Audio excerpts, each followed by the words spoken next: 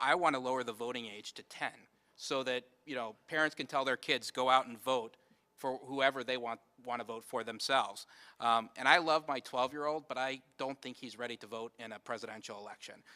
So my question for you is, and it kind of goes along with this, is what do we do? Because the key is that I think the questioner is saying it actually creates incentives to change the laws that aren't present before the adoption of the National Popular Vote Plan. Let me just briefly comment on these apocalyptic scenarios having to do with adding together votes. In 1969, the House passed by a 5-to-1 margin a constitutional amendment that got bogged down in the Senate. And it didn't establish federal control of elections or uniformity on any of these matters. It simply took the fact that we are a federal system that virtually every member of Congress supports. That bill was endorsed by Nixon, by George Herbert Walker Bush. Later, the same bill was endorsed by Carter and Dole and Mondale, et cetera. There is nothing incompatible with adding together the votes of the 50 states to produce a result. That's what that constitutional amendment did.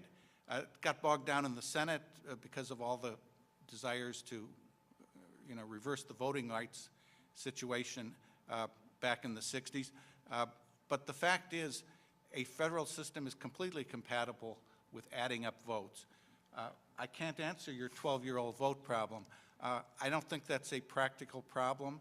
I guess if it was, then I would call your attention to the real advantages of the National Popular Vote Plan to the defective 1969 approach endorsed 5-to-1 in the U.S. House. Namely, we're an interstate compact, and if it's really as horrible and all these apocalyptic scenarios are going to come jumping out of the woodwork just because we elect the candidate with the most votes to office, then it's relatively easier to make adjustments and repeal an interstate compact that it's in effect due to state action than to try to unwind a constitutional amendment. Thank you. Let's go on to the next question. My name is Maya Nerona. I'm a Georgetown Law graduate, and when I was in 7th grade, I read an article in Discover magazine called Math Against Tyranny, and that convinced me of the wisdom of the Electoral College. What it said was, if I can summarize,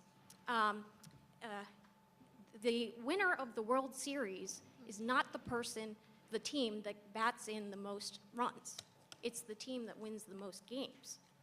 And that, and we don't question the legitimacy of the team. You might have a